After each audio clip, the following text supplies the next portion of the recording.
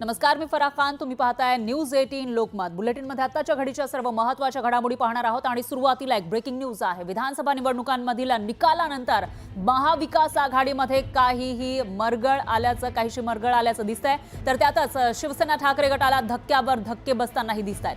अशामध्ये रत्नागिरीमध्ये ठाकरेंच्या पक्षाला मोठा धक्का बसणार असल्याचा दावा उद्योगमंत्री उदय सामंत यांनी केलाय. रत्नागिरीमधून 5 काँग्रेसचे आमदार, त्याचबरोबर 3 ठाकरेंच्या पक्षाचे खासदार आणि 10 माजी आमदार तसंच जिल्हा प्रमुख शिवसेनेमध्ये प्रवेश करणार असल्याची माहिती उदय सामंत यांनी दिली आहे. सर्वजण ठाकरेंच्या पक्षामध्ये विटलेले आहेत. त्यांनी हा मेरू रोखून दाखवावा असं खुलं आव्हान सुद्धा उदय सामंत यांनी दिलेलं आहे. तर उदय सामंत यांनी याविषयीचं वक्तव्य काही दिवसांपूर्वी केलं होतं आणि पुन्हा एकदा उदय सामंत यांनी मोठा दावा केलेला आहे. त्यामुळे आता खळबळ माजल्याचं पाहायला मिळतंय आणि पुन्हा एकदा राजकीय भूकंप होणार का महाराष्ट्रामध्ये असा सवाल उपस्थित झाला.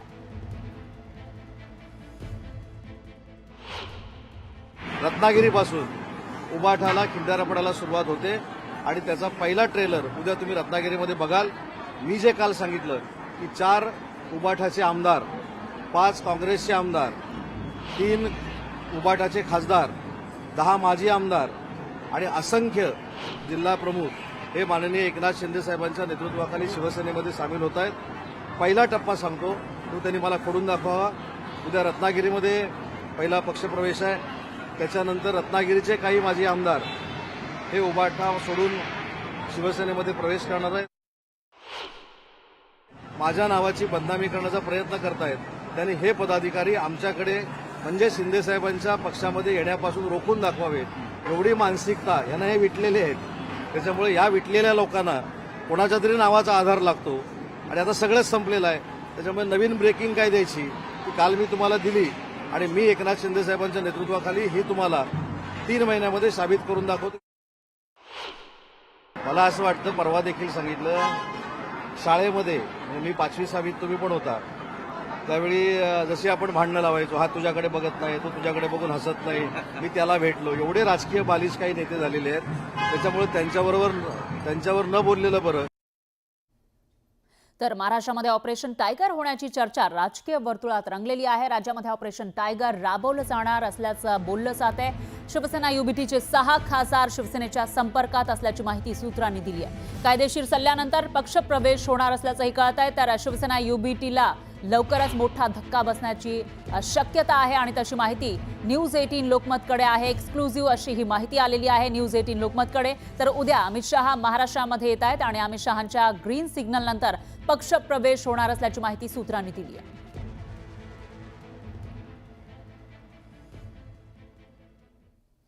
आणखी एक मोठी बातमी आहे ती म्हणजे उपमुख्यमंत्री अजित पवारांनी शरद पवारांच्या शेजारी बसणं टाळलेलं आहे. त्यामुळे नव्या चर्चांना उधाण आलंय.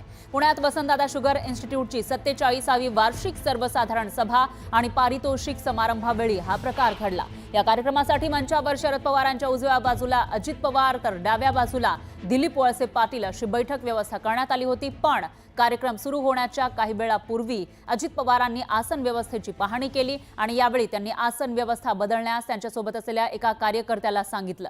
त्यानंतर ही आसन व्यवस्था बदलण्यात आली. दरम्यान अजित पवारांनी शरद पवारांच्या बाजूला बसण्याचं टाळल्याचं दिसून आलंय. त्यामुळे राजकीय वर्तुळात चर्चांना उधाण आलं. बाबासाहेबांना काही साहेबांशी बोलायचं होतं तर मी केव्हाही बोलू शकतो म्हणून बाबासाहेबांना मध्ये बसवलं. मी तिथं असलो तरी मला बोलता येतच होतं ना. माझा आवाजच आहे की 2 खुर्च्या सोडून देखील तिसऱ्याला ऐकू जातं. त्याच्यावरले हे काही बातमी होऊ शकत नाही. त्यामध्ये एक मी बाबासाहेब पहिल्यांदा सहकार मंत्री झाले त्यांना रिस्पेक्ट दिली.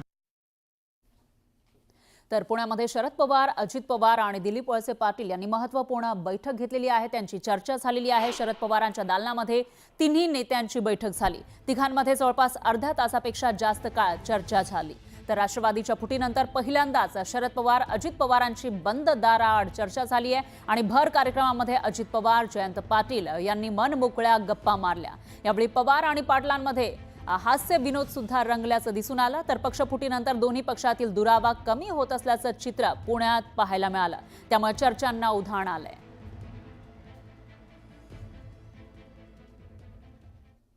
तर एकीकडे पुण्यामध्ये शरद पवार आणि अजित पवारांची बैठक झालेली आहे तर दुसरीकडे दोन्ही पवार एकत्र आले तर आनंदच होईल असं विधान दत्तात्रय भरणे यांनी केलेलं आहे. तर साहेब आणि दादा एकत्र आले तर माझ्यासह देशाला आनंदच होईल, असं मंत्री भरणे म्हणाले.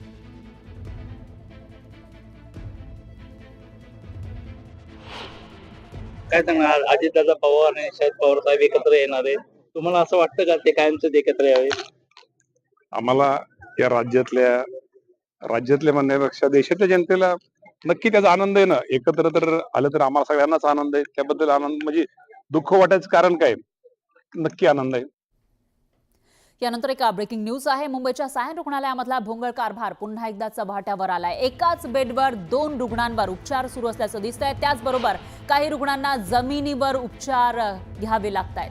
रुग्णालय प्रशासनाचा हा गलथान कारभार समोर आलेला आहे. रुग्णांच्या जीवावर हा कारभार बेतण्याची शक्यता आहे. दरम्यान प्रशासनानं वेळीच योग्य ती कारवाई करावी अशी मागणी होतीये. तर रुग्णांना सोयी सुविधा द्याव्यात अशी मागणी राष्ट्रवादीचे डॉक्टर सेलच्या वतीनं करण्यात आलेली आहे. तर सुविधा न मिळाल्यास आंदोलन करण्याचा इशारा सुद्धा देण्यात आला आहे. कारण सायन रुग्णालयाच्या ठिकाणी गोरगरीब लोक हे उपचारासाठी येतात, गंभीर आजारावर उपचार घेतात. मात्र एकाच बेडवर दोघांवर उपचार केले जात असल्याची ही दृश्य आपण बघतोय. तर काही रुग्णांना जमिनीवरच उपचार घ्यावे लागतात. आता काल मी ज्या वेळेला सायन रुग्णालयामध्ये गेलो होतो एका रुग्णास ऍडमिट करण्यासाठी, तर सदर ठिकाणी असं आढळून आलंय की एका बेडवर 2 रुग्ण उपचार घेत आहे आणि काही ठिकाणी शौचालयाच्या बाजूला गाद्या टाकून रुग्ण हे उपचार घेत आहे आणि काही ठिकाणी खालती जो चालायचं पॅसेज आहे त्या ठिकाणी सुद्धा उपचार घेत आहे. आणि डॉक्टरांची तर अवस्था अशी आहे की डॉक्टर त्या ठिकाणी खाली बसून पेशंटना उपचार करत आहे. आणि तिकडच्या डॉक्टरांना भेटल्यानंतर डॉक्टरांकडनं असं समजलं आहे की आम्ही सगळे सुविधा देण्यासाठी तयार आहोत, पण जे इन्फ्रास्ट्रक्चर ज्या प्रकारचं आम्हाला पाहिजे त्या प्रकारचं इन्फ्रास्ट्रक्चर आम्हाला भेटत नाही.